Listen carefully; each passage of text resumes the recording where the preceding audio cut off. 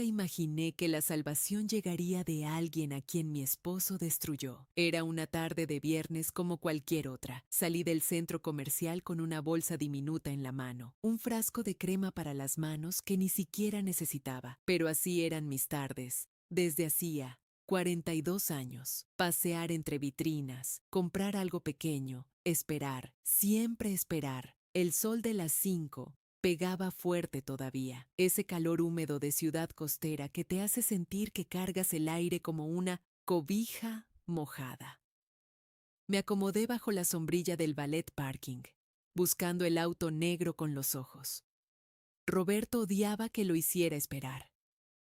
40 años de matrimonio, y todavía me temblaba el estómago cuando veía que fruncía el ceño. El olor a gasolina se mezclaba con el perfume dulzón de las gardenias que vendía una señora en la esquina. Cerré los ojos un segundo, solo un segundo, y entonces escuché mi nombre, señora Carmen. La voz me llegó desde atrás, ronca, casi en susurro. Me giré despacio, como hace una cuando ya tiene 65 años y cada movimiento es una negociación con el cuerpo. Lo reconocí de inmediato. Antonio, el chofer de la familia durante 18 años. El mismo Antonio que Roberto despidió como quien bota una servilleta usada. Dios mío, pensé, ¿cómo había envejecido? Tenía el pelo completamente blanco ahora y unas ojeras profundas como si no hubiera dormido en meses. Pero sus ojos, esos ojos de perro noble que nunca mienten, seguían siendo los mismos. No subas al auto, me dijo sin saludarme. ¿Perdón? Es cuestión de vida o muerte. Por favor, confía en mí. Mi corazón empezó a latir con una fuerza que me asustó. Hacía años que no latía así. Años que no sentía nada con esa intensidad. Antonio, no entiendo. ¿Qué haces aquí? ¿Cómo sabías que...? Él levantó la mano. Temblaba. No hay tiempo, solo escúcheme. No suba a ese auto. Hoy no, invente algo. Diga que se siente mal, pero no suba. Lo miré a los ojos buscando locura, borrachera, algo que explicara esta aparición absurda, pero solo encontré miedo. Un miedo genuino, el tipo de miedo que reconoces porque lo has visto en el espejo. ¿Por qué? Susurré, porque lo que van a hacerle no tiene perdón de Dios. Sentí que las rodillas se me aflojaban. Tuve que apoyarme en una columna. La bolsa de la crema cayó al suelo. Ninguno de los dos la recogió. ¿Qué hubieras hecho tú en mi lugar? Suscríbete al canal si te gustan estas historias y escríbelo en los comentarios, porque yo todavía no sé si hice lo correcto. Recordé entonces el día que despidieron a Antonio.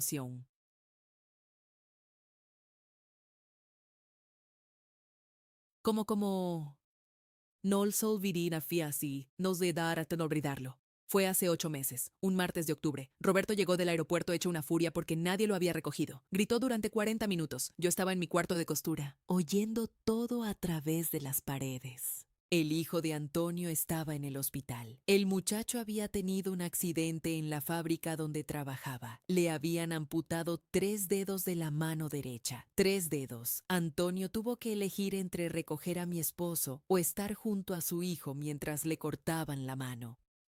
Eligió a su hijo. Y Roberto lo despidió sin un peso.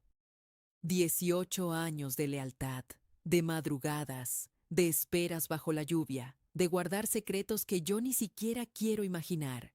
18 años convertidos en nada, porque se atrevió a ser padre primero.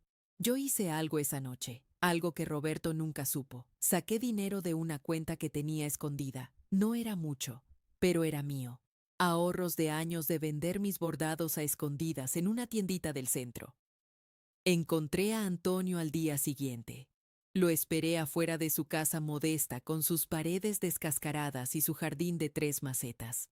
Le di un sobre con billetes. Él no quería aceptarlo. Me miró con esos ojos de perro noble y me dijo, «Señora, usted no me debe nada, no te lo debo». Le dije, «Te lo doy porque es lo correcto». Lloró. Un hombre de 50 años, fuerte como un roble, lloró frente a mí como un niño. Y yo también lloré. Lloramos juntos en silencio, 2 personas rotas por el mismo hombre. Ahora ese mismo hombre estaba frente a mí, devolviéndome el favor de una manera que todavía no entendía. Antonio, dime la verdad. ¿Qué sabes? Él miró hacia la calle. El sudor le corría por la frente. Trabajo ahora de guardia en un edificio de oficinas, el edificio donde su esposo tiene sus negocios. He visto cosas, señora. He escuchado cosas. Su esposo y su hijo Felipe. Se detuvo. Tragó saliva. ¿Felipe? Pregunté con un hilo de voz. Mi hijo mayor, mi primogénito, el que llevé 9 meses en el vientre. Y su hija también, agregó Antonio con dolor. Los tres. Llevan meses planeando algo, algo contra usted. Sentí que el mundo se volvía de algodón. Los sonidos se alejaron, las bocinas, los motores, las voces de la gente. Todo se convirtió en un zumbido sordo. ¿Contra mí? ¿Mis propios hijos? Antonio asintió. Mientras te cuento esto, comenta desde qué ciudad me escuchas. Porque necesito saber que alguien más está oyendo esta locura. De pronto Antonio levantó la cabeza como un animal que olfatea peligro. Ya viene, dijo. Señaló hacia la calle. Un auto negro se acercaba despacio entre el tráfico. Nuestro auto. El Mercedes, que Roberto compró hace 5 años y que siempre olía a cuero nuevo y a su colonia importada. Lo entenderá cuando vea a quién viene adentro, susurró Antonio. Y entonces, sin darme tiempo a responder, desapareció. Se fundió entre la gente, como si nunca hubiera existido. El auto se detuvo frente a mí. Las luces de freno brillaron rojas como advertencia. El vidrio polarizado no me dejaba ver quién conducía. Tenía que decidir. En ese momento, en ese segundo exacto. Confiar en el chofer traicionado que mi esposo destruyó o subir al auto de mi propia familia. Yo di un paso atrás cuando la puerta del Mercedes se abrió. El chofer nuevo bajó despacio. Era joven, quizás 30 y pocos años. Usaba el uniforme negro que Roberto exigía. Pero había algo en sus ojos que me puso la piel de gallina. Una mirada demasiado atenta, demasiado calculadora, como si estuviera memorizando cada uno de mis movimientos. Señora Solís, dijo con una sonrisa que no le llegaba a los ojos. El señor me envió a recogerla. Dice que la está esperando para cenar. Miré el auto, el asiento trasero donde había pasado miles de horas, el cuero color crema que conocía tan bien. De pronto me pareció una trampa. No, gracias, dije. Mi voz sonó más firme de lo que esperaba. Voy a tomar un taxi.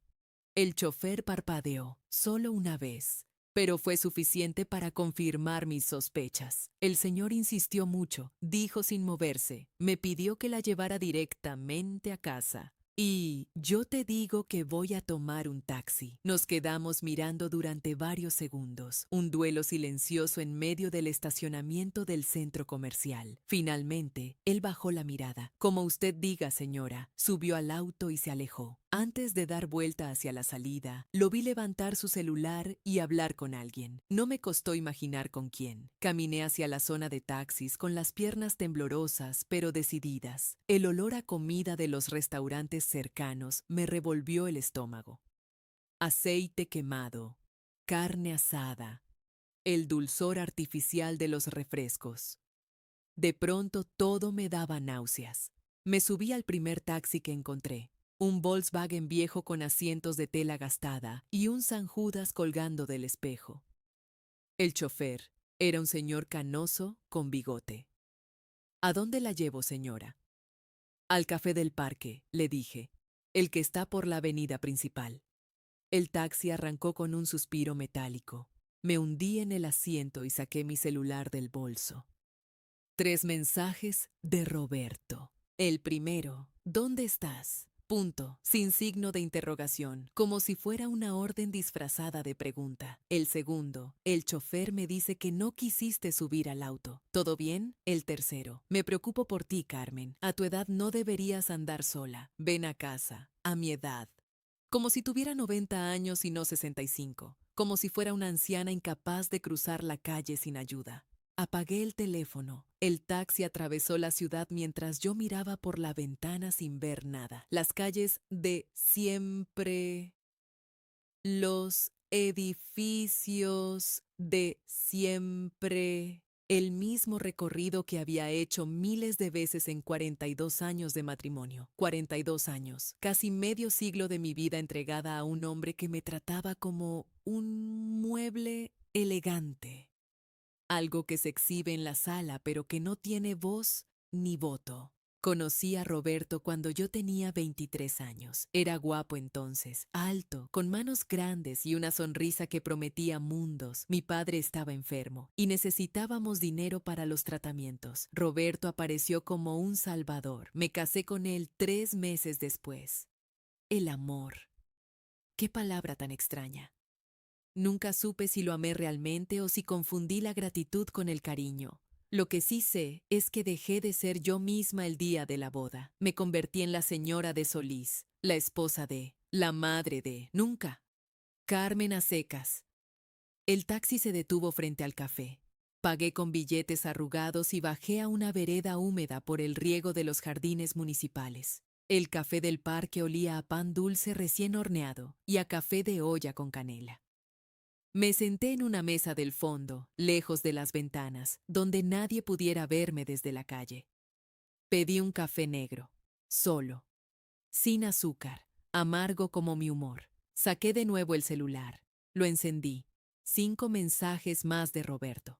No los abrí. Marqué el número de Felipe. Un timbre, 2 timbres, 3. Aló, contestó mi hijo con voz impaciente. Mamá, estoy en una junta. Solo quería saludarte, dije tratando de sonar normal. Hace semanas que no hablamos. Mamá, de verdad no puedo ahora. Te llamo después. Silencio. Había colgado. Me quedé mirando el teléfono como si pudiera explicarme qué había pasado. Ese era mi hijo, el niño que me buscaba cuando tenía pesadillas, el adolescente que me contaba sus problemas de amor, el hombre que ahora no tenía 30 segundos para su madre. Marqué el número de Valeria, buzón de voz. Ni siquiera sonó. Hija, soy mamá, dije al vacío. Solo quería saber cómo estás. Llámame cuando puedas. Colgué. El café se enfriaba frente a mí. Lo tomé de un trago, sintiendo cómo me quemaba la garganta. Fue entonces cuando recordé. Hace 3 semanas, tal vez 4, una noche que Roberto pensaba que yo estaba dormida. Bajé por un vaso de agua y escuché voces en su estudio. La puerta estaba entreabierta. Me detuve en el pasillo oscuro sin atreverme a respirar. La voz de Felipe. Ya están listas las transferencias. La voz de Roberto. Perfecto. Las cuentas offshore tienen que quedar a nombre de la empresa, no personal. Así cuando llegue el momento. La voz de Valeria, mi propia hija.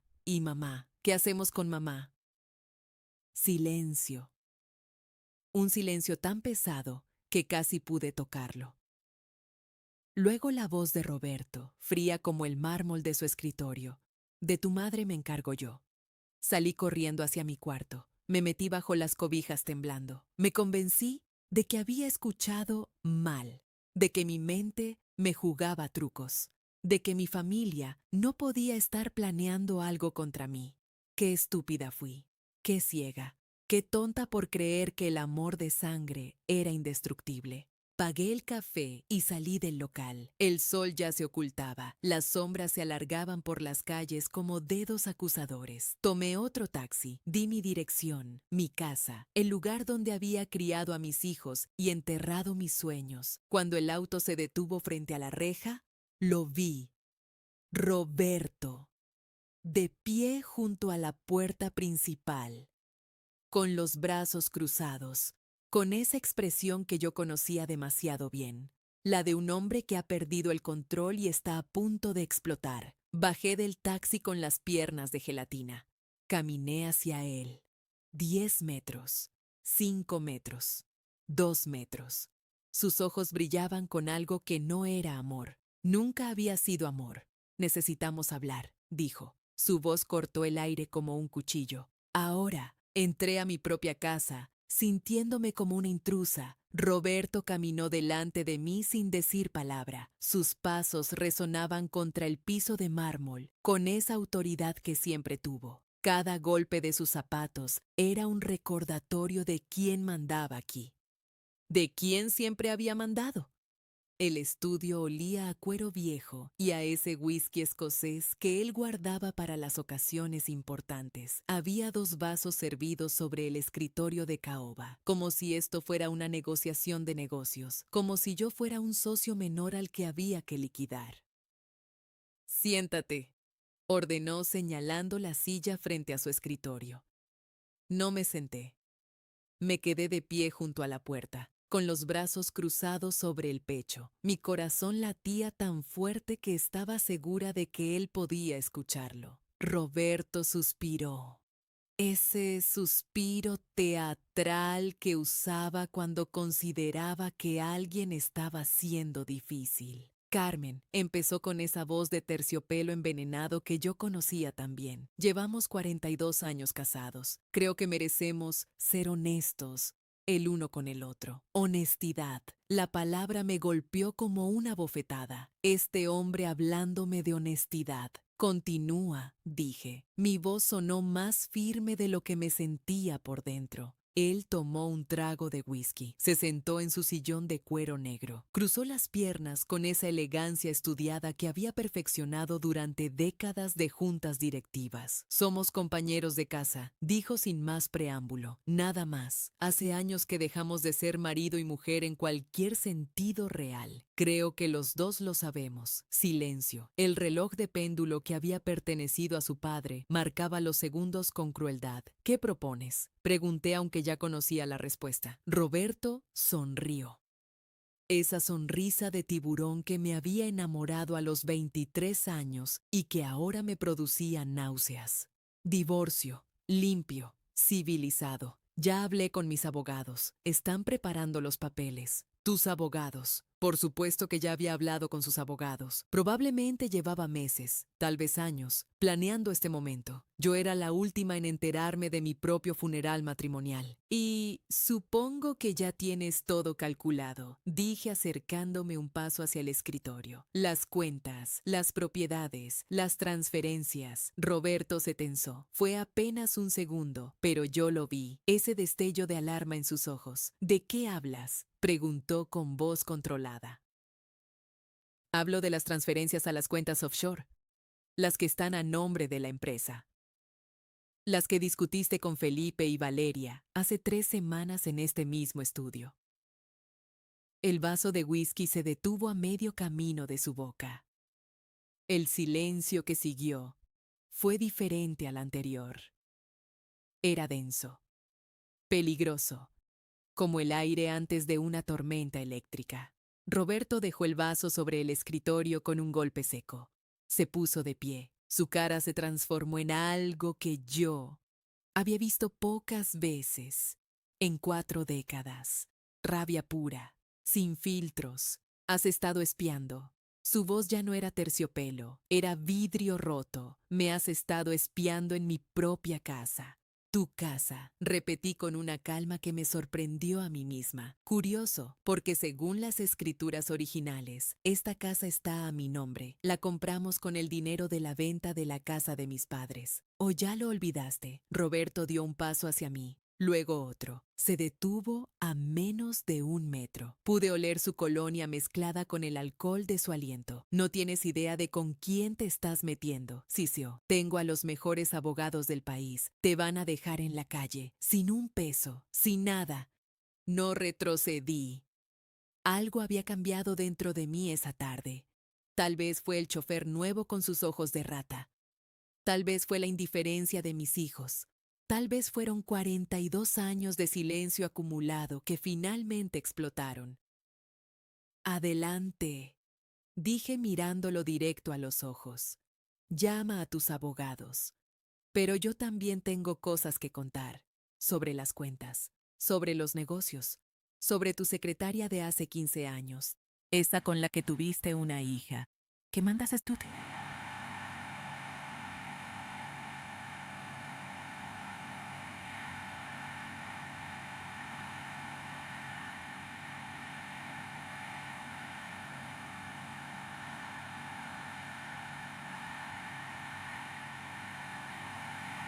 El color abandonó su rostro. Literalmente lo vi palidecer. ¿Cómo? Empezó. 42 años, Roberto. ¿Crees que una mujer puede vivir 42 años con un hombre y no saber nada? No soy estúpida. Nunca lo fui. Solo estaba esperando. Mentira. Era mentira. Yo no tenía pruebas de la hija secreta. Solo rumores que había escuchado años atrás en una cena de caridad. Chismes de esposas aburridas. Pero funcionó. Roberto se dejó caer en su sillón como un globo desinflado. Esto no ha terminado, murmuró. No, coincidí. Apenas está empezando. Salí del estudio sin mirar atrás. Subí las escaleras con las piernas temblando. Pasé de largo la puerta de nuestra habitación matrimonial y caminé hasta el fondo del pasillo. El cuarto de huéspedes. Nadie lo usaba desde hacía años, desde que los niños crecieron y las visitas dejaron de venir. Abrí la puerta y el olor me golpeó. Humedad, encierro, abandono, el aroma de las cosas olvidadas. Encendí la luz. Una lámpara solitaria iluminó paredes color crema que alguna vez fueron blancas, cortinas pesadas cubiertas de polvo, una cama con edredón floreado que mi suegra había regalado hace 20 años. Me senté en el borde del colchón. Los resortes protestaron bajo mi peso. Saqué sábanas limpias del armario y tendí la cama con movimientos mecánicos. Cuando me acosté, el frío de la tela me caló hasta los huesos. Sábanas que nadie había calentado en años. Sábanas que olían a soledad. Apagué la luz. La oscuridad del cuarto de huéspedes era diferente a la de mi habitación. Más densa. Más absoluta. Como si la casa supiera que yo ya no pertenecía al lado de Roberto. No lloré. Estaba más allá de las lágrimas. Más allá del dolor. En ese territorio vacío donde solo queda la determinación. Las horas pasaron lentas. Escuché a Roberto subir las escaleras. Escuché la puerta de nuestra habitación cerrarse. Escuché el silencio de una casa llena de secretos. Mi teléfono vibró en la mesita de noche. La pantalla brilló en la oscuridad con una luz azulada. 3 de la madrugada. Un mensaje de un número desconocido. Lo abrí con dedos temblorosos. Cafetería a la esquina, decía. 10 de la mañana. Hay cosas que debes saber. Venga sola. El remitente era Antonio. Yo no dormí esa noche. Ni un minuto. Las horas se arrastraron como plomo mientras mi mente daba vueltas alrededor del mensaje de Antonio. Cafetería a la esquina. 10 de la mañana. Hay cosas que debes saber. Cuando los primeros rayos de sol se colaron por las cortinas polvorientas del cuarto de huéspedes, ya estaba sentada en el borde de la cama, esperando, contando los minutos. Me vestí con cuidado. Pantalón negro, blusa gris, zapatos cómodos para caminar, nada llamativo, nada que sugiriera que iba a encontrarme con alguien. Bajé las escaleras a las 8 de la mañana. Roberto ya se había ido. Su taza de café vacía seguía en la mesa del comedor, un círculo marrón marcando la madera como una huella de su presencia. El olor amargo del café de olla flotaba todavía en el aire, mezclado con algo más. Su colonia cara. Ese aroma que antes me reconfortaba y ahora me revolvía el estómago. Salí por la puerta de servicio. No quería que nadie me viera. No quería preguntas. El taxi me dejó a 2 cuadras de la cafetería. Caminé despacio, sintiendo el peso de cada paso. El sol de media mañana calentaba las aceras y el aire olía a pan recién horneado de la panadería de la esquina, un olor que en otro momento me hubiera parecido reconfortante. Hoy solo me recordaba que el mundo seguía girando mientras el mío se desmoronaba. Cafetería a la esquina, un lugar pequeño, humilde, mesas de fórmica con manteles de plástico a cuadros rojos, el murmullo de una televisión vieja transmitiendo noticias que nadie escuchaba, el tintineo de cucharas contra tazas de porcelana despostillada. Antonio ya estaba ahí. Lo vi en una mesa del fondo, alejada de las ventanas. Llevaba una camisa azul clara que había visto mejores días y una carpeta manila gruesa frente a él. Cuando me vio entrar, Se puso de pie con ese respeto antiguo que ya nadie practica. Señora Carmen, gracias por venir. Me senté frente a él. Una mesera se acercó y pedí café solo, negro, sin azúcar, como mi estado de ánimo. Antonio esperó hasta que la mesera se alejó. Luego abrió la carpeta. Lo que voy a mostrarle. Empezó con voz baja. Me costó conseguirlo. Tengo contactos de mis años como chofer. Gente que trabaja en bancos, en notarías, en registros públicos. No me pregunte cómo lo obtuve. Asentí. No me importaban los métodos. Solo quería la verdad. Sacó el primer documento, una hoja con números, fechas, cantidades. Mi vista tardó en enfocarse. Su esposo lleva 15 meses moviendo dinero, dijo Antonio. 1.800.000 pesos en total, a cuentas en el extranjero, Islas Caimán, Panamá, empresas fantasma que no existen más que en papel. Me quedé mirando los números sin realmente verlos. 15 meses, más de un año planeando. Mientras yo le preparaba el desayuno, mientras yo dormía a su lado, mientras yo creía que éramos un matrimonio con problemas normales. Pero eso no es todo, continuó Antonio. Pasó a la siguiente página. ¿Reconoce esta firma? La miré. La reconocí inmediatamente. Era la firma de Felipe, mi hijo mayor, mi primogénito, el niño que había llevado en mi vientre 9 meses, el bebé que había amamantado hasta los 2 años porque no quería soltarlo. Felipe está involucrado, dijo Antonio con suavidad, como si las palabras pudieran doler menos si las pronunciaba despacio. Ha firmado como representante legal de 3 empresas fantasma. Es el que autoriza las transferencias. Sentí que el café se me subía a la garganta. Un sabor ácido, amargo, como la traición. Mi hijo, susurré. Antonio asintió. Luego sacó otro documento. Y esto, dijo señalando una firma diferente, es de su hija Valeria. No, Valeria no. Firmó como testigo, explicó Antonio, en 4 transferencias de propiedades, incluyendo el departamento de la costa que usted heredó de su tía Rosa. El departamento de tía Rosa, ese lugar pequeño con vista al mar donde había pasado los veranos de mi infancia. El único lugar que era completamente mío, que venía de mi familia, de mi sangre. ¿Lo vendieron?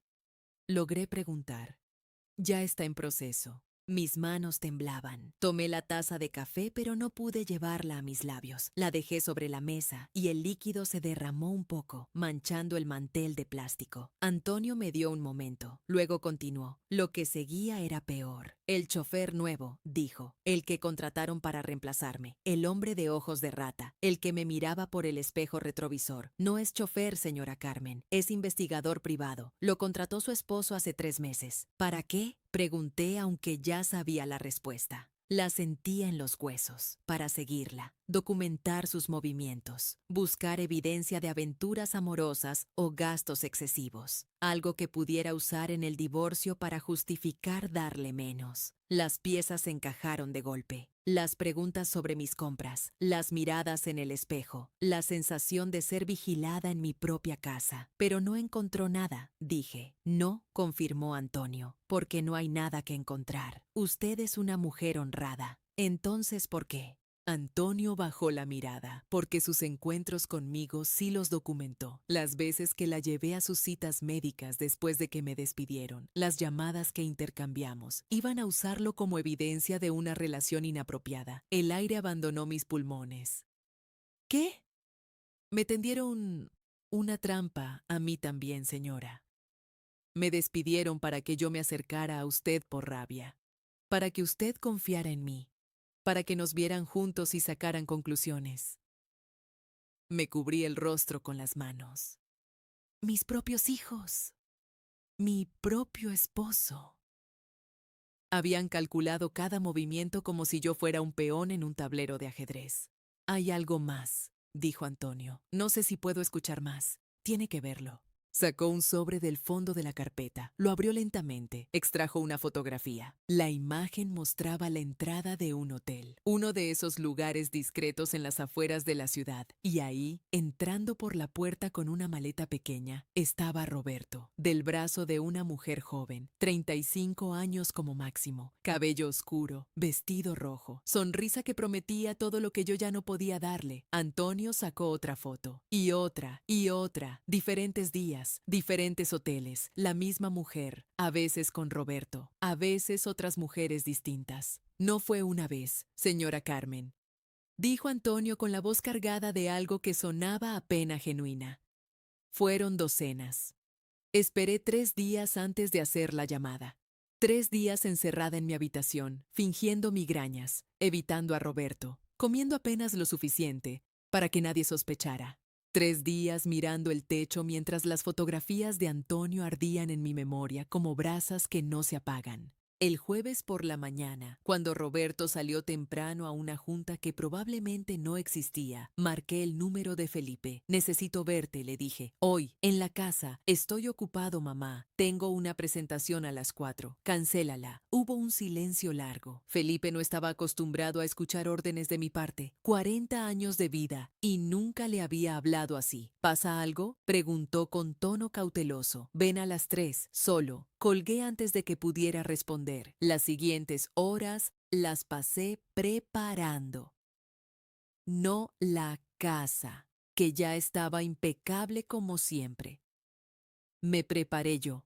Me duché con agua casi hirviendo, dejando que el vapor limpiara también algo por dentro. Me vestí con un vestido azul marino que Roberto odiaba, porque decía que me hacía ver severa. Me puse los aretes de perlas que había heredado de mi madre. Até mi cabello en un moño apretado. Cuando me miré en el espejo, casi no reconocí a la mujer que me devolvía la mirada. Tenía los ojos secos, la mandíbula firme. Algo había cambiado. Felipe llegó a las 3:10, siempre tarde, igual que su padre. Escuché sus llaves en la puerta, el sonido de sus zapatos italianos contra el mármol del recibidor, el olor a su colonia cara, que siempre me pareció demasiado fuerte. Mamá llamó. En la sala, respondí. Entró con esa sonrisa que había perfeccionado en las reuniones de negocios.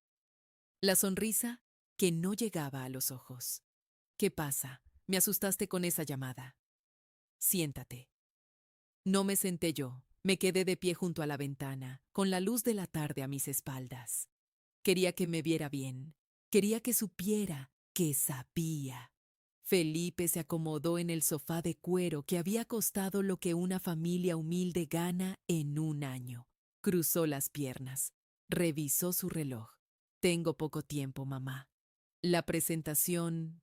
Sé lo de las empresas fantasma, dije. El color abandonó su rostro. Fue instantáneo, como si alguien hubiera jalado un tapón y toda la sangre se hubiera ido por el desagüe. ¿Qué? Logró decir. Sé que firmaste como representante legal. Sé de las transferencias. Sé que vendieron el departamento de tía Rosa. Sé todo. Felipe. Se puso de pie. Caminó hacia la ventana. Se detuvo a medio camino. Dio la vuelta. Sus manos temblaban. No es lo que parece. Entonces explícame qué es. Papá me dijo que era para proteger el patrimonio familiar. Por los impuestos.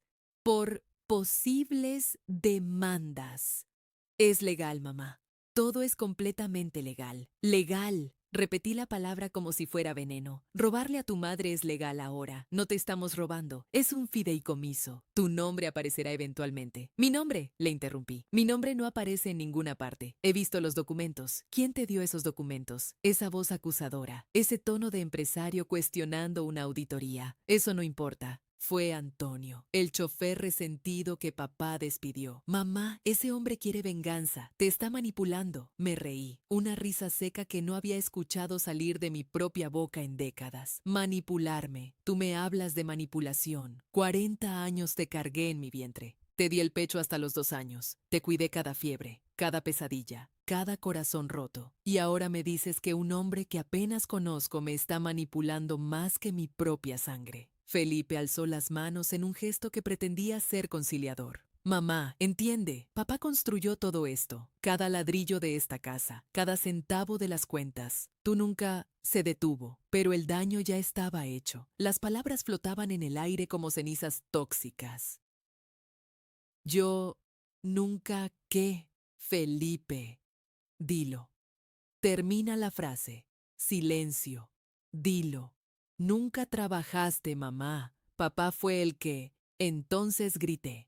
Por primera vez en 42 años de matrimonio, por primera vez frente a uno de mis hijos, alcé la voz hasta que las paredes temblaron. Nunca trabajé, nunca trabajé. ¿Y quién te llevó a la escuela cada mañana durante 15 años? ¿Quién organizó cada cena de negocios donde tu padre cerró los contratos que pagaron esta casa? ¿Quién preparó los cumpleaños de los clientes importantes? ¿Quién recibió a los inversionistas japoneses en nuestra sala y les sirvió té durante 8 horas mientras tu padre negociaba? ¿Quién cuidó a tu abuela enferma durante 6 años sin quejarme una sola vez? ¿Quién te sentó a hacer tarea cada noche? ¿Quién te enseñó a leer? ¿Quién cosió tus disfraces de Halloween? ¿Quién escuchó tus problemas de adolescente a las 3 de la mañana? ¿Quién renunció a su carrera de pintora para que tu padre pudiera viajar tranquilo? Las lágrimas corrían por el rostro de Felipe, lágrimas de culpa tal vez, o de vergüenza, o simplemente de sorpresa ante esta mujer que ya no reconocía. Pero no retrocedió. Mamá, dijo con voz quebrada, el testamento ya está hecho. Papá estructuró todo. Yo recibo el 70%, Valeria el 15%, tú también el 15%. Es legal, está firmado. El 15%, después de 42 años, el 15% de lo que ayudé a construir con cada célula de mi cuerpo. Vete, dije. Mamá, vete de mi casa. Felipe caminó hacia la puerta. Se detuvo con la mano en el picaporte. Se dio la vuelta. Y entonces su rostro cambió. La culpa desapareció. En su lugar quedó algo más frío, más calculado, la expresión exacta de su padre. Tu casa, mamá. Esta propiedad está a nombre de Inversiones Solís, Sociedad Anónima. Tú no eres dueña de nada. Esperé 3 días antes de llamar a Valeria. 3 días de café frío y noches sin dormir. 3 días mirando las paredes de esta casa, que aparentemente ya no era mía. 3 días repasando cada conversación, cada mirada, cada silencio de los últimos meses, buscando las señales que debía haber visto. El teléfono sonó 4 veces antes de que contestara. Mamá, su voz sonaba tensa, como cuerda de guitarra a punto de reventarse. Necesito que vengas a la casa. Silencio largo. Escuché su respiración acelerada, el ruido de fondo de sus hijos jugando, la vida normal que ella había construido mientras yo me desmoronaba. Ahora no puedo, mamá. Tengo cosas que... No te estoy preguntando, Valeria. Te estoy diciendo. Colgué antes de que pudiera responder. Llegó 2 horas después.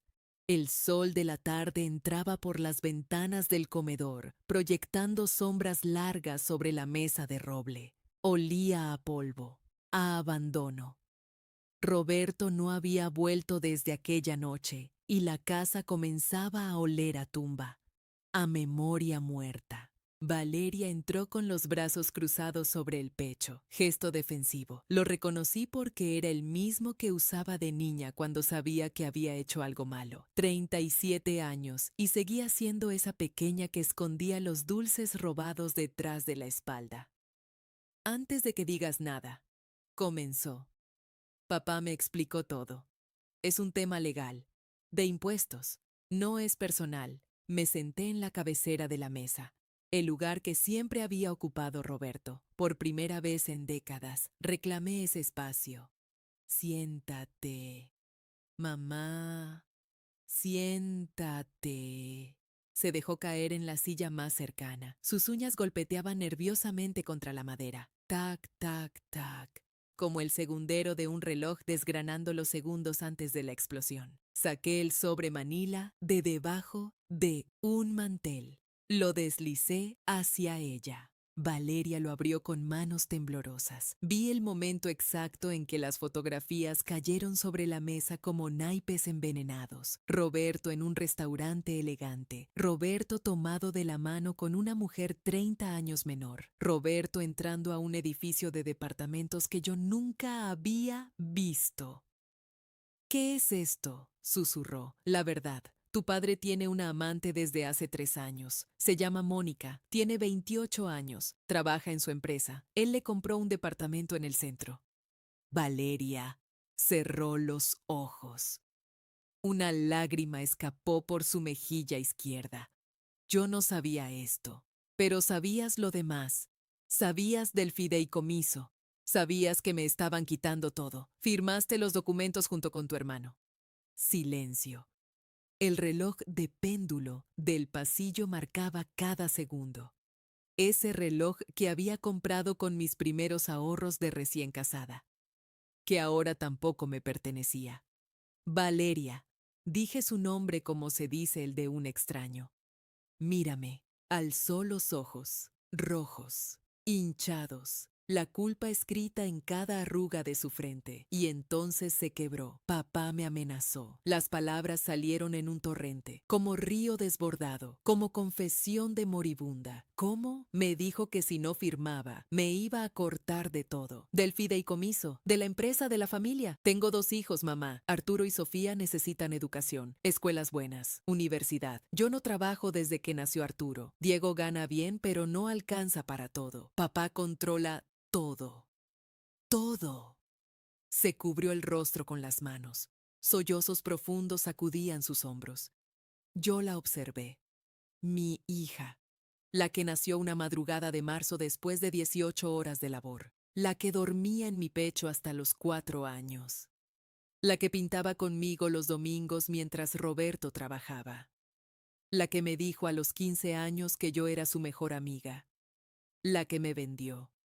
Me vendiste, dije lentamente, por seguridad financiera. Los sollozos se detuvieron. Me miró con ojos enormes, de animal atrapado. Por eso no contestabas mis llamadas, continué. Por eso cancelabas las comidas de los miércoles. Por eso traías a los niños cada vez menos. No era que estuvieras ocupada, era la culpa. Valeria asintió, despacio, como si el movimiento le costara todo el esfuerzo del mundo. Cada vez que veía tu número en la pantalla, dijo con voz rota, sentía que me ahogaba. No podía mirarte a los ojos sabiendo lo que había firmado. Era más fácil evitarte. Decirme que todo iba a estar bien, que papá iba a cuidarte de alguna forma. Tu padre no cuida a nadie más que a sí mismo. 42 años me tomó entenderlo. Espero que tú lo aprendas más rápido. El sol se había movido. Las sombras ahora cubrían casi toda la mesa.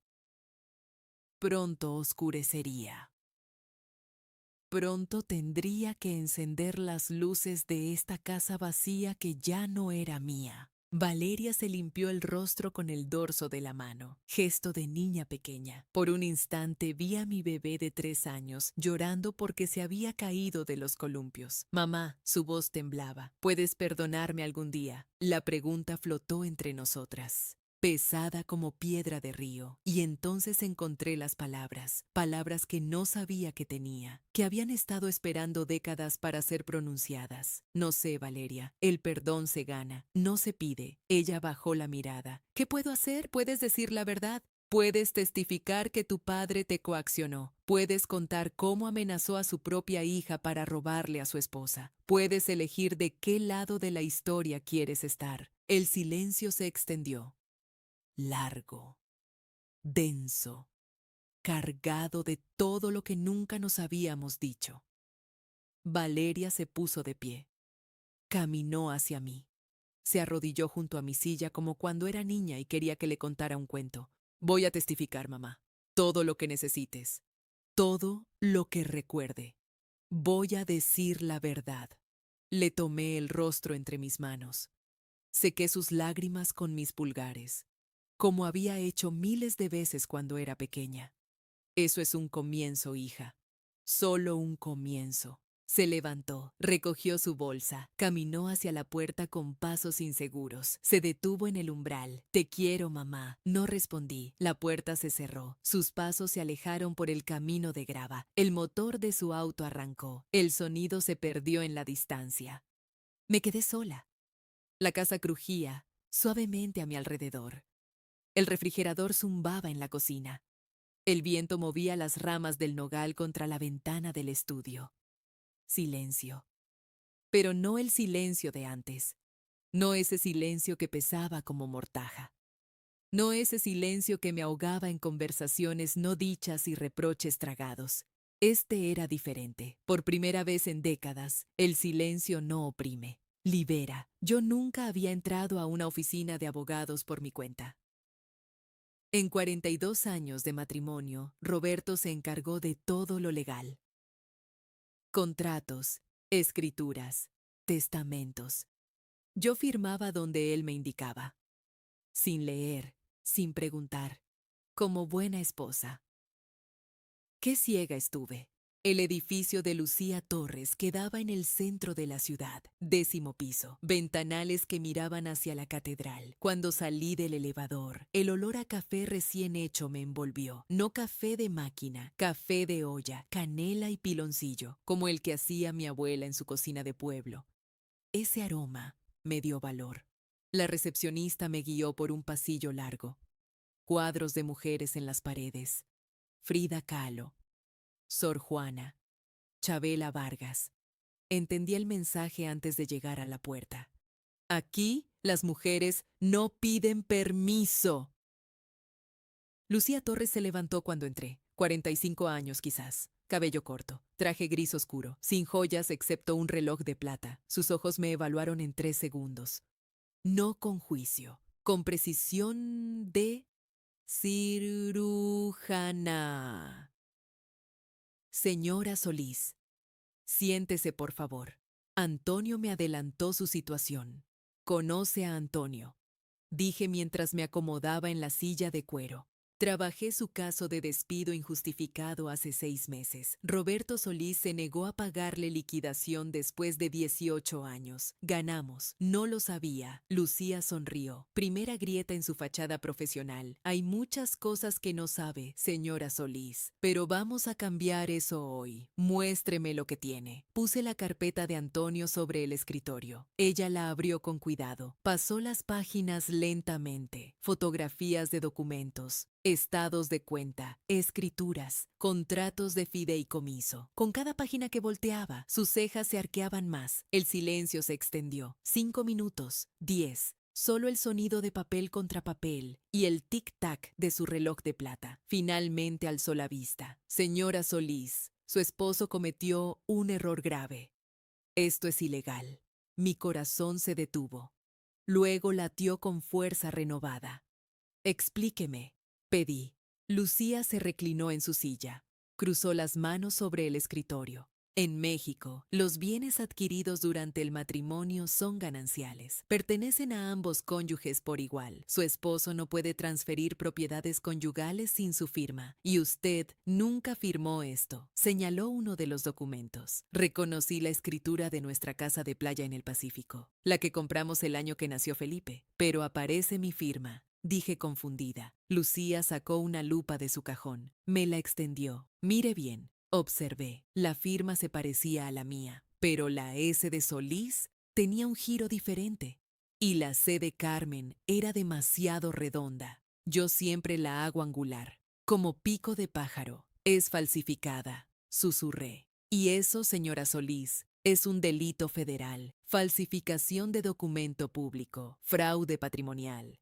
Posiblemente lavado de dinero si las transferencias pasaron por empresas fantasma. La habitación giró levemente. Me aferré a los brazos de la silla. ¿Qué significa esto para mí? Significa que tenemos leverage, mucho leverage. Lucía se puso de pie, caminó hacia la ventana. La luz de la tarde dibujaba su silueta contra los ventanales. Vamos a hacer lo siguiente. Primero, solicitar congelamiento de cuentas mancomunadas. No puede mover más dinero hasta que un juez revise el caso. Segundo, pedir auditoría forense. de todas las empresas donde usted aparece como accionista. Tercero, usar las fotografías de su aventura amorosa como leverage adicional. Infidelidad, dije con sabor amargo. En ciertos estados todavía aplica.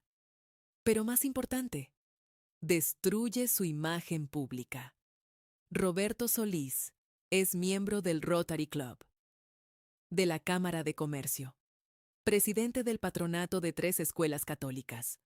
Sus socios no verán con buenos ojos a un adúltero, que además roba a su esposa. Lucía se volvió hacia mí. Va a ser guerra, señora Solís. Larga, sucia, agotadora.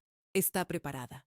No lo sé, admití, pero ya no tengo nada que perder. Ella sonrió, esta vez con calidez genuina. Las mujeres que ya no tienen nada que perder son las más peligrosas. Bienvenida al campo de batalla. Esa noche me mudé a un hotel. No elegí uno lujoso. Podría haberlo pagado con la tarjeta de crédito que aún funcionaba, pero algo en mí rechazaba el lujo que Roberto me había dado como jaula dorada. El Hotel Victoria quedaba en una calle secundaria del centro. 3 estrellas, habitación pequeña, cama individual, televisor antiguo montado en la pared, baño con azulejos blancos que habían conocido mejores épocas. Las sábanas eran ásperas, de algodón barato lavado 1000 veces. Cuando me acosté, raspaban levemente mi piel, y sin embargo, dormí como no había dormido en años, sin Roberto roncando a mi lado, sin esperar sus pasos en el pasillo a las 3 de la mañana regresando de Dios sabe dónde, sin fingir que dormía cuando él se acostaba oliendo a perfume ajeno. La cama era pequeña, las sábanas picaban, el ruido de la calle se colaba por la ventana mal sellada. Pero era mía, esta decisión era mía, este espacio era mío. El sueño me abrazó como manto tibio, hasta que el escándalo me despertó. Eran las 11 de la noche, gritos en el lobby, una voz conocida, arrastrando las palabras, borracho, Carmen, sé que estás aquí, baja ahora mismo. Me asomé por la ventana, el lobby tenía techo de vidrio, desde mi 3er piso podía ver todo. Roberto, tambaleándose, traje arrugado, corbata floja. 2 empleados del hotel intentaban calmarlo. Esto no ha terminado, gritaba con saliva volando. 42 años. Me debes 42 años. Seguridad llegó. 2 hombres fornidos. Lo tomaron de los brazos. Roberto forcejeó sin fuerza. El alcohol lo había vuelto torpe. Suéltenme, saben quién soy. Soy Roberto Solís. Mientras lo arrastraban hacia la salida, alzó la vista.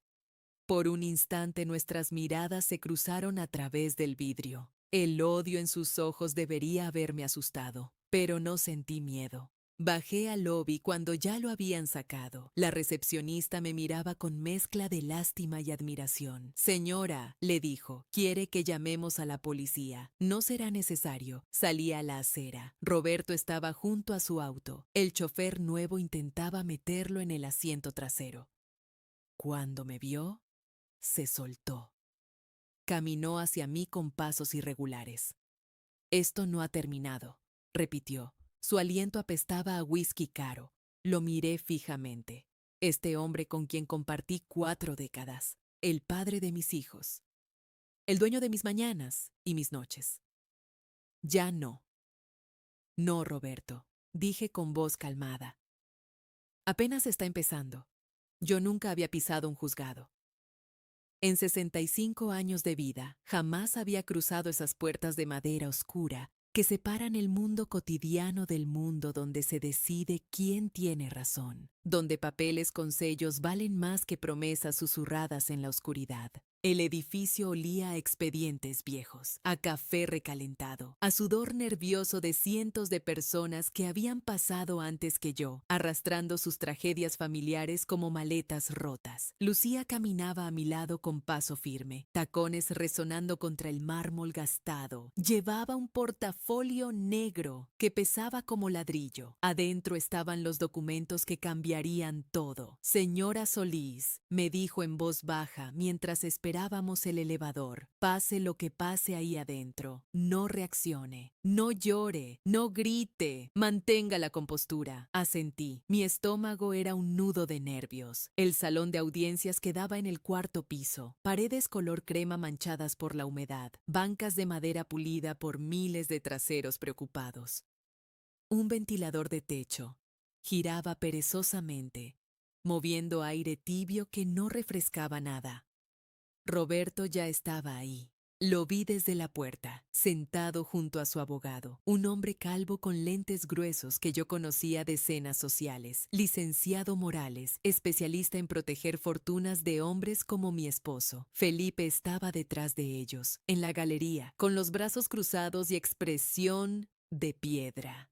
Y entonces la vi, Valeria. Mi hija estaba sentada del otro lado, sola, con un vestido azul marino que yo le había regalado hace 3 Navidades. Tenía los ojos hinchados, las manos temblando sobre su regazo. Había venido. Lucía me guió hacia nuestra mesa. Nos sentamos. El silencio pesaba como plomo húmedo. La jueza entró 10 minutos después. Una mujer de unos 50 años, cabello canoso recogido en moño severo, anteojos de lectura colgando de una cadena dorada. Su toga negra susurraba contra el suelo. Caso número 4327, anunció el secretario. Solís contra Solís. Audiencia preliminar por ocultamiento de bienes conyugales y fraude patrimonial. Roberto se tensó visiblemente. La palabra fraude le dolió. Bien, licenciada Torres, dijo la jueza, proceda con su exposición inicial. Lucía se puso de pie. Caminó hacia el centro del salón con la elegancia de quien ha hecho esto 1000 veces. Su señoría, mi cliente, la señora Carmen Solís de Solís,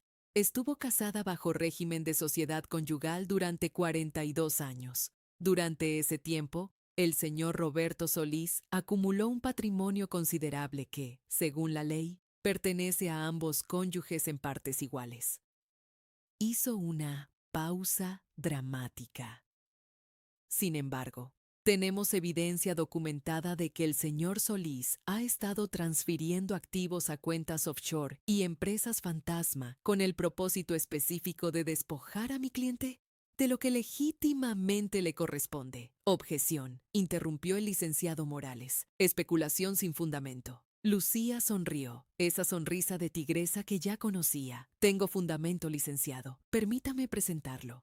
Abrió su portafolio, sacó una carpeta gruesa. Documento 1. Estados de cuenta de una institución bancaria en Panamá, a nombre de Inversiones del Golfo, Sociedad Anónima, con depósitos que suman 1.800.000 pesos en los últimos 15 meses. El rostro de Roberto perdió 2 tonos de color. Documento 2. Testimonios notariados de 3 empleados del Hotel Paraíso, establecimiento que el señor Solís frecuentaba regularmente para encuentros extramaritales, detallando fechas, horarios y la identidad de su acompañante. Felipe se removió incómodo en su asiento. Documento 3. Actas constitutivas de 4 empresas registradas en los últimos 18 meses, todas con domicilio fiscal falso y todas firmadas por el señor Felipe Solís Medina, hijo del demandado, como representante legal. Mi hijo palideció, sus brazos cruzados cayeron a los costados.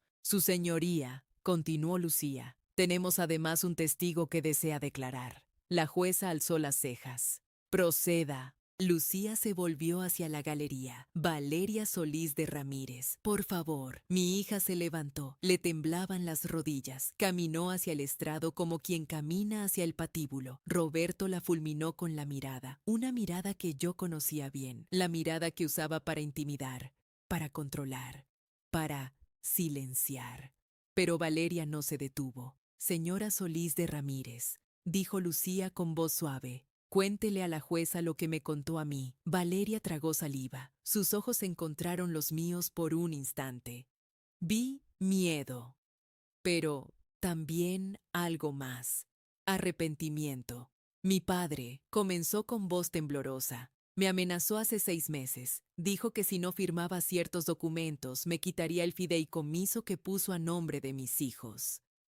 Dijo que me dejaría sin nada, que destruiría el negocio de mi esposo.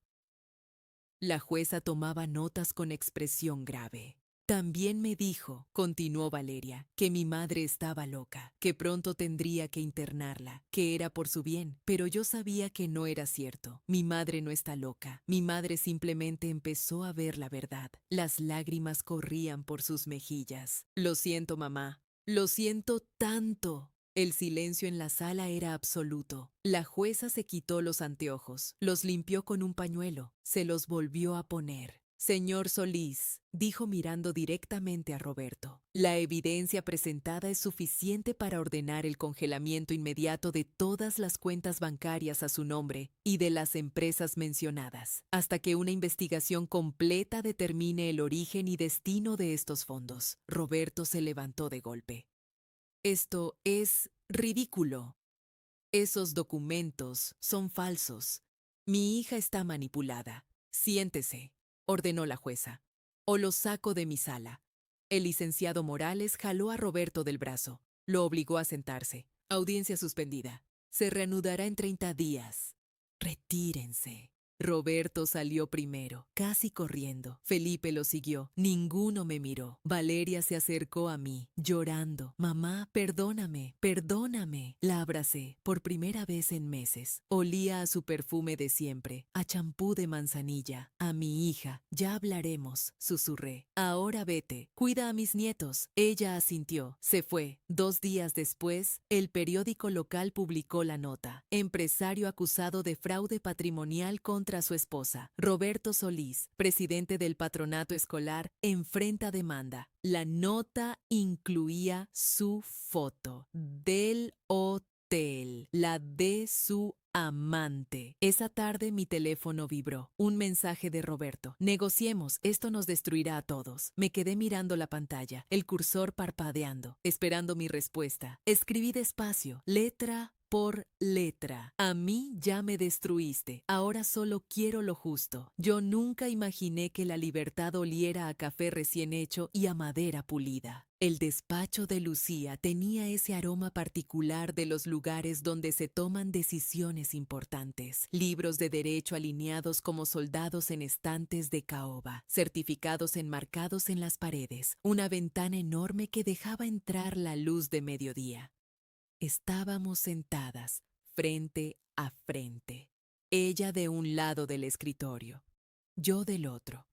Entre nosotras, un documento de 27 páginas que representaba 40 años de mi vida, reducidos a cláusulas legales. Carmen, dijo Lucía, antes de que lleguen necesito que me digas algo. La miré. ¿Qué quieres exactamente? La pregunta era simple. La respuesta debería haberlo sido también. Pero me tomó un momento encontrarla. ¿Sabes qué quiero? Quiero despertar sin dolor en el pecho. Quiero pintar otra vez sin que las manos me tiemblen de ansiedad. Quiero sentarme en un balcón con una taza de té y no pensar en él. Quiero paz, Lucía. Solo eso. Ella asintió lentamente. Puedo conseguirte eso. Y más. Tenemos suficiente evidencia para destruirlo completamente, para quitarle todo. La empresa, la reputación. Incluso podríamos iniciar un proceso penal por fraude. Lo sé. Pero no soy él. El silencio se extendió entre nosotras. Lucía tamborileó los dedos sobre el escritorio. Sus uñas perfectamente pintadas de rojo hacían un sonido suave contra la madera. Entiendo, dijo finalmente. Entonces negociamos por lo justo, ni más ni menos. Exactamente. A las 3 de la tarde llegaron. Roberto entró primero. Llevaba su traje gris, el mismo que usó en nuestra boda de aniversario número 35. Irónico. Su abogado lo seguía de cerca, cargando un maletín de cuero negro. Felipe venía detrás. Tenía ojeras profundas y la corbata mal anudada. No me había visto así de descompuesto desde que reprobó cálculo en la universidad. Ninguno me saludó. Nos sentamos en lados opuestos de la mesa de conferencias. 5 personas, 40 años de historia, un abismo de silencio. El licenciado Morales fue el primero en hablar. Mi cliente está dispuesto a ofrecer una cantidad razonable para resolver este asunto de manera privada. 500,000 pesos y el automóvil sedán. A cambio, la señora retirará todos los cargos y firmará un acuerdo de confidencialidad. Lucía soltó una carcajada seca. ¿500,000? Por 40 años de matrimonio, por criar a sus hijos, por tolerar sus infidelidades, por la casa que ella decoró, por el negocio que ella ayudó a construir cuando él no tenía ni para pagar la renta. Roberto apretó la mandíbula. Lucía abrió una carpeta. Tenemos valuaciones completas, propiedades, cuentas, inversiones, empresas. El patrimonio total del señor Solís asciende a aproximadamente 5 millones de pesos, sin contar los fondos escondidos en inversiones del Golfo. Eso es mentira, escupió Roberto. Los números no mienten, señor Solís. Los mentirosos sí. El silencio volvió a instalarse, pesado, denso como la humedad antes de una tormenta. Lucía continuó. Mi clienta solicita el 45% del patrimonio documentado, aproximadamente 2,300,000 pesos. Además, el apartamento del centro de la ciudad, que está a nombre de ambos, y una pensión vitalicia mensual de 20,000 pesos, ajustable por inflación. Roberto se levantó de golpe. Imposible. Me dejarás en la ruina. Siéntate, papá, murmuró Felipe. Solo lo empeoras. Roberto lo miró con furia, pero se sentó. El licenciado Morales carraspeó. Podríamos considerar un 30%. El apartamento es negociable. La pensión tendría que ser menor. Las siguientes 2 horas fueron un tira y afloja de números. Porcentajes, condiciones. Lucía defendía cada punto con precisión quirúrgica. Morales cedía terreno milímetro a milímetro. Yo observaba en silencio. Miraba a Roberto, sus manos temblorosas, sus ojos evitando los míos. El hombre que alguna vez me hizo sentir la mujer más especial del mundo. El hombre que me traicionó sin pestañear. Podría destruirlo, pensé. Tengo las armas, tengo la munición. Podría asegurarme de que pierda todo, la empresa, los amigos, el respeto de todos. Pero entonces lo vi. Vi al muchacho de 20 años que llegaba a casa con flores robadas del jardín del vecino, porque no tenía dinero para comprarlas. Vi al padre primerizo que lloraba sosteniendo a Felipe recién nacido. Vi al hombre que trabajaba 18 horas diarias para que no nos faltara nada. Ese hombre existió. También existió el monstruo. Ambos vivían en el mismo cuerpo, y yo tenía que elegir qué hacer con esa dualidad. Lucía, interrumpí de pronto, acepta el 45%, el apartamento, la pensión, pero con 2 condiciones adicionales. Todos me miraron. Primera, la empresa será auditada permanentemente, cada trimestre, por una firma independiente. No quiero que vuelva a esconder dinero, ni a mí ni a Hacienda. Roberto palideció. Y segunda, Felipe dejará su puesto directivo. Papá, eso no es justo, protestó mi hijo. Lo miré directamente a los ojos. ¿Justo? Me espiaste. Firmaste documentos para robarme. Convenciste a tu hermana de mentir. ¿Quieres hablarme de justicia? Felipe bajó la mirada. Pero no te estoy destruyendo, continué. Puedes seguir trabajando ahí, en otro puesto, lejos de las decisiones financieras. Considera esto una oportunidad de reconstruir algo, de ganarte un lugar con mérito propio. Mi hijo no respondió. Roberto finalmente habló. Su voz sonaba rota. ¿Por qué? ¿Por qué no me acabas de una vez? Lo pensé bien antes de responder. Porque no quiero venganza, Roberto. Quiero paz. La venganza me ataría a ti para siempre. El odio es una cadena. Y yo ya rompí las mías. La negociación terminó a las 6 de la tarde. El documento final tenía 32 páginas. Si esta historia te está gustando, regálame un like. Eso me ayuda mucho. Lo leí completo. Cada cláusula, cada condición. Lucía explicaba los detalles. Yo asentía. Cuando llegó el momento de firmar, tomé el bolígrafo. Era pesado, elegante, frío al tacto. Mi mano no tembló. Firmé Carmen Solís, con la misma letra con la que firmé mi acta de matrimonio hace 4 décadas. Pero esta vez no estaba prometiendo entregarme, estaba recuperándome. Roberto firmó después. Sin mirarme, sin decir nada, Felipe firmó como testigo. Tampoco levantó la vista. Todo terminó. Me levanté. Le di la mano a Lucía. Ella sonrió. Lo lograste, Carmen. Gracias por todo. Salí del despacho. El pasillo olía a desinfectante y a aire acondicionado. Mis tacones hacían eco en el piso de mármol. El elevador tardó una eternidad en llegar. Cuando salí al estacionamiento, la luz del atardecer me cegó por un momento. Y entonces lo vi. Antonio estaba recargado contra un auto. Llevaba su camisa de siempre, la azul con rayas. En sus manos, un ramo de flores silvestres, margaritas, girasoles pequeños, lavanda, flores humildes, pero hermosas.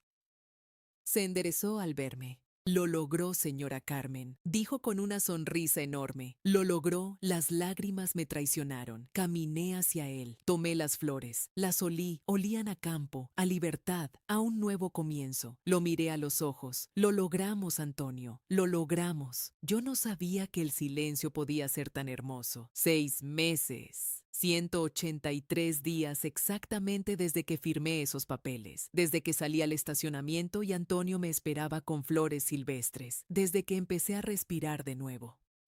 Mi apartamento huele a óleo y café recién hecho. Es un olor que me acompaña cada mañana. El aroma denso y químico de los pigmentos mezclándose con el vapor tibio de la cafetera. Antes, me hubiera parecido una combinación extraña.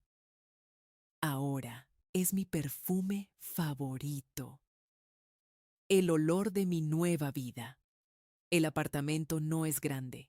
2 habitaciones, una sala luminosa, un balcón pequeño donde cultivo lavanda en macetas de barro, pero es mío. Cada centímetro, cada decisión. Las paredes son color durazno. Roberto odiaba ese color. Decía que era cursi, demasiado femenino. Durante 40 años viví rodeada de grises y blancos porque él prefería la sobriedad. Ahora mis paredes parecen un atardecer permanente. La luz entra por el ventanal del estudio improvisado.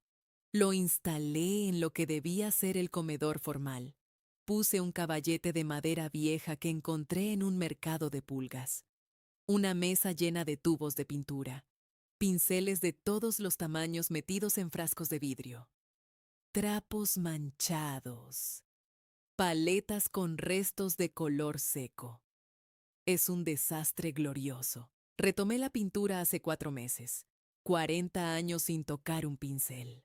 40 años desde que Roberto me convenció de que el arte era un pasatiempo inútil, que debía enfocarme en cosas prácticas, en ser esposa, madre, anfitriona.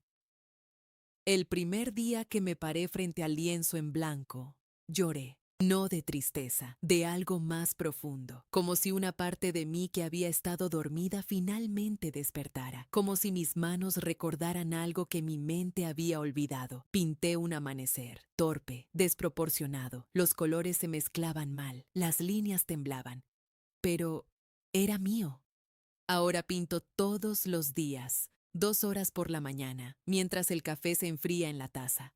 A veces paisajes, a veces flores. Últimamente, manos, muchas manos, manos de mujer, arrugadas, fuertes, manos que cargan, que sostienen, que sueltan. Mi maestra de literatura dice que pinto con las tripas. Sí, también estoy tomando clases, los martes y jueves por la tarde. Un taller en el Centro Cultural del barrio. Somos 8 mujeres y 2 hombres. Leemos poesía, cuentos, discutimos. A veces nos peleamos por interpretaciones. La semana pasada debatimos sobre un poema de Idea Vilariño, 1 hora entera hablando de amor y desamor, de lo que significa amar a alguien que te destruye. Participé sin llorar. Eso también es nuevo. Los miércoles voy al refugio. Se llama Casa Violeta. Es un lugar para mujeres que huyen de violencia doméstica. Llegué buscando donar ropa. Terminé quedándome. Ahora doy talleres de manualidades. Nada complicado. Tejido básico. Pintura en tela. Lo importante no es la actividad, es el espacio. Un momento donde esas mujeres pueden respirar, sentirse humanas, crear algo bonito en medio del caos. Hay una chica, Marisol, 23 años. Llegó con un ojo morado y 2 costillas rotas. El primer día no habló. El segundo tampoco. El tercero me preguntó si podía sentarse a mi lado mientras yo pintaba. Ahora viene todos los miércoles. Ya no tiene el ojo morado. Sonríe a veces. La semana pasada terminó su primera bufanda de estambre, rosa con hilos dorados. Me la mostró con una sonrisa que le iluminaba toda la cara. Señora Carmen, dijo, usted me recuerda a mi abuela. No supe si era un cumplido o una observación, pero me gustó. Los domingos almuerzo con la familia de Antonio. Su esposa, Rosario, cocina mole que sabe a gloria. Sus hijos, 3 adolescentes ruidosos y adorables, me adoptaron como tía honoraria. El menor, Pablito, me enseña canciones de internet que no entiendo pero que me hacen reír.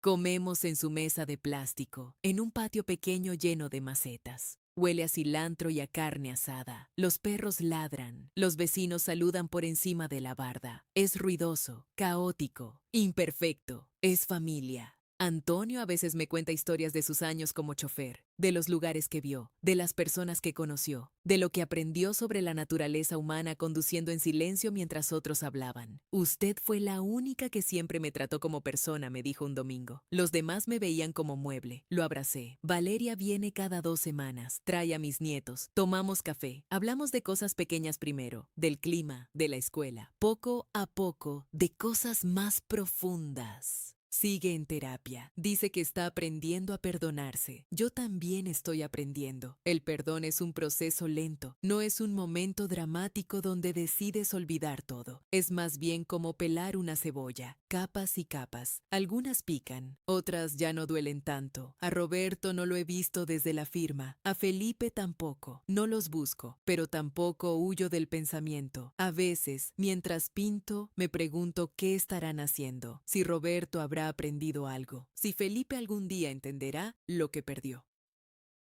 Luego, limpio el pincel y sigo pintando. Fue un sábado hace 2 semanas. La tarde cae suave sobre mi balcón. La lavanda huele dulce. El lienzo frente a mí tiene el boceto de un árbol con raíces profundas. Pienso en raíces, en lo que significa tener un lugar propio en el mundo. Mis raíces ya no dependen de nadie más. Sonó el teléfono. Número desconocido. Dudé un momento antes de contestar. Últimamente muchas llamadas de publicidad. Pero algo me impulsó a responder. Diga. Silencio al otro lado. Una respiración entrecortada. Luego, una voz que reconocería en cualquier parte del mundo. Rubia. Mi corazón se detiene. Es Roberto, pero no suena como Roberto. Su voz está rota, fragmentada, como cristal pisoteado. Rubia repite. ¿Podemos hablar? Yo debería haber colgado. Eso pensé en el momento. Colgar, bloquear el número, seguir pintando mi árbol con raíces profundas. Pero no lo hice. Quizás porque su voz sonaba tan diferente, tan reducida, como si alguien hubiera desinflado al hombre que alguna vez ocupó todo el espacio de cada habitación. O quizás porque después de 67 años de vida, una aprende que los finales necesitan cerrarse bien, no por el otro, por una misma. Roberto, dije, después de un silencio que duró exactamente 5 respiraciones. Necesito verte. Por favor, por favor. Esa palabra en su boca sonaba extranjera, fuera de lugar, como zapatos de tacón en la playa. ¿Para qué? Para hablar, solo hablar. Silencio de mi parte, el pincel todavía en mi mano, el lienzo esperando. No te pido que me perdones, agregó rápidamente. Solo una conversación, café, media hora. Algo en su tono me recordó a Marisol, la chica del refugio, esa desesperación de alguien que se quedó sin anclas. La diferencia es que Marisol no eligió su situación. Roberto construyó la suya piedra por piedra. Café Luna, dije finalmente. El del centro, martes a las 4. Gracias, Rub. Carmen, lo interrumpí. Mi nombre es Carmen. Colgué antes de que pudiera responder. El martes llegué 15 minutos antes. Escogí una mesa junto a la ventana. Pedí café americano con un toque de canela, el mismo que tomaba en los primeros años de matrimonio, antes de que Roberto decidiera que el café con canela era cosa de gente corriente. El lugar olía a granos recién molidos y a pan dulce. Música suave de jazz. Luz natural entrando por ventanales amplios. Elegí bien. Territorio neutral. Público pero no ruidoso. Me vestí con cuidado esa mañana, no para impresionarlo, para sentirme blindada. Blusa color terracota que compré en un mercadito artesanal. Aretes de plata que me regaló Valeria en mi último cumpleaños. Ninguna joya de las que él me dio. Esta Carmen que miraba el reflejo en la ventana no tenía nada que ver con la mujer que esperaba el auto en un centro comercial hace 2 años. Lo vi antes de que entrara. Caminaba despacio, encorvado, como si cargara un peso invisible sobre los hombros. El cabello, antes cuidadosamente teñido de negro, ahora mostraba raíces grises sin disimulo. Había perdido peso. La ropa le quedaba grande.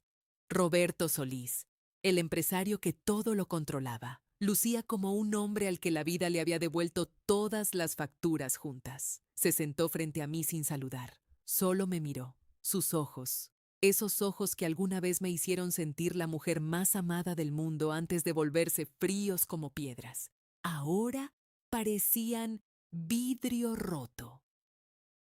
Gracias por venir, dijo. Dijiste que querías hablar. Habla. No sé por dónde empezar. Por el principio o por el final. Da igual. El mesero llegó. Roberto pidió un café negro. Sus manos temblaban ligeramente al sostener la taza. Valeria no me habla, empezó, desde hace 8 meses. Ni llamadas, ni visitas. Cuando intento ver a los nietos, ella los lleva a otro lado. Sentí una punzada, no de tristeza por él, de orgullo por mi hija, por el límite que finalmente aprendió a poner. Felipe sigue ahí, pero me mira diferente, como si yo fuera un extraño que invadió su vida. Ya no me cuenta nada, solo reportes de trabajo, cifras, nada personal. El café le tembló en las manos, derramó unas gotas sobre la mesa. Estoy solo, Carmen, completamente solo. Las palabras flotaron entre nosotros como hojas secas. Esperé, no sentí satisfacción, tampoco tristeza, solo una calma extraña, como observar una tormenta desde adentro de una casa bien construida. Pensé que tendría el control para siempre. Continuó, que podía manejar todo, a todos, que mientras tuviera el dinero, tendría el poder. Pero el dinero no te abraza en las noches, no te pregunta cómo te sientes, no te perdona. Levantó los ojos hacia mí. Lo siento, Carmen, lo siento por todo, por Mónica, por los años de frialdad, por intentar dejarte sin nada, por tratarte como si fueras prescindible. Eres la persona más genuina que conocí, y la desprecié. Su disculpa sonaba real, no calculada, no estratégica, pero llegaba 42 años tarde. Roberto, dije, mi voz firme pero sin crueldad. Acepto tu disculpa. La escucho. Reconozco que te costó decirla. Él asintió, esperanzado. Pero no es mi trabajo salvarte de las consecuencias de tus decisiones. Su rostro cayó. Tú elegiste a Mónica. Elegiste mentir, elegiste ver a nuestros hijos como piezas de ajedrez, elegiste todo lo que te trajo hasta aquí. ¿Y ahora quieres que yo qué? ¿Que te absuelva? ¿Que te dé otra oportunidad? No, yo no. La soledad que sientes, lo interrumpí, es el precio. No un castigo. El precio natural de cómo viviste. Yo no voy a quitártela. Ni debería. Tomé un sorbo de mi café, todavía tibio. La canela dulce en mi lengua. Te deseo paz, Roberto. De verdad, pero mi paz ya no depende de la tuya. Él bajó la mirada. Una lágrima rodó por su mejilla. La primera que le vi en 42 años. Nos quedamos en silencio. El jazz seguía sonando. Una pareja joven reía en la mesa de al lado. Pagué mi café. Me levanté. Cuídate, Roberto. Salí sin mirar atrás. Esa noche, Valeria llamó. Hablamos 2 horas. Le conté del encuentro. Lloró. Me agradeció por no volver con él, por mostrarle que se puede elegir la dignidad aunque duela. Te amo, mamá, dijo antes de colgar. Esas palabras sí las guardé. Esas sí valen. Ahora estoy en mi balcón. La ciudad se enciende poco a poco mientras el sol se esconde. Luces naranjas, ruido lejano de tráfico, olor a lavanda mezclado con el humo de alguna parrilla vecina. 65 años, 42 en un matrimonio que era más jaula que hogar. Podría verlo como tiempo perdido. Podría amargarme contando las noches frías, las humillaciones sutiles, los sueños abandonados, pero todo eso me trajo aquí, a este balcón, a esta lavanda, a estas manos que pintan sin pedir permiso, a esta versión de Carmen que no pide disculpas por existir, la Carmen que le sonríe a Marisol los miércoles, que almuerza mole con la familia de Antonio los domingos, que abraza a sus nietos sin la sombra de Roberto, opacando todo. La Carmen que finalmente es mía. El viento trae olor a lluvia lejana. Sonrío.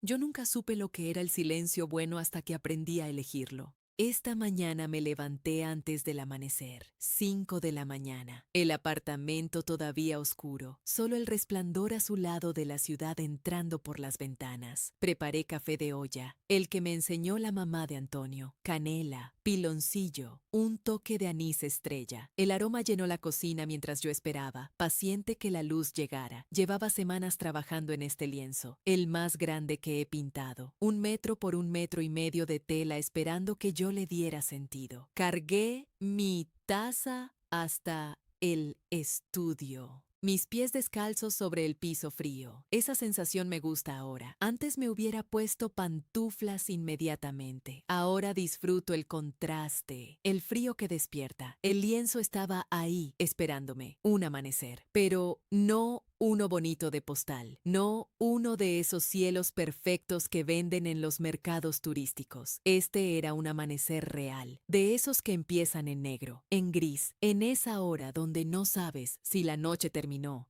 o si el día decidió rendirse. Llevaba días trabajando en la oscuridad, capas de azul profundo, negro verdoso, violeta casi invisible. La parte baja del lienzo parecía un abismo, un pozo sin fondo, pero arriba, donde apenas empezaba a trabajar, había algo más, un hilo de naranja, tenue, como una promesa que todavía no se atreve a cumplirse. Tomé el pincel, lo mojé en el amarillo ocre y empecé. El sol no llega de golpe, ¿sabes? No es una explosión de luz que borra la oscuridad. Es gradual, paciente, se va filtrando entre las grietas del cielo, como quien no quiere molestar. Así pinté, capa sobre capa, naranja sobre violeta, dorado sobre gris, rosa pálido en las esquinas, donde la luz rebota antes de decidirse a quedarse. 2 horas después, el sol real entró por mi ventana, y el sol del lienzo también. Me aparté 3 pasos. Miré, la oscuridad seguía ahí.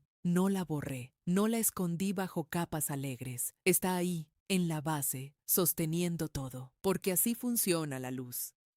No existe sin la sombra que la precede. Este lienzo soy yo, pensé. La oscuridad de 42 años y el amanecer que llegó a los 65. El timbre sonó a las 10. Valeria con los niños. Abrí la puerta y 2 torbellinos de 5 y 7 años entraron corriendo. ¡Abuela! ¡Abuela!, gritó Sofía la mayor. Traje un dibujo para ti. Era un sol amarillo con rayos zigzagueantes, una casa, 2 figuras tomadas de la mano, una grande, una pequeña. Somos tú y yo, explicó con orgullo. La abracé tan fuerte que soltó una risita.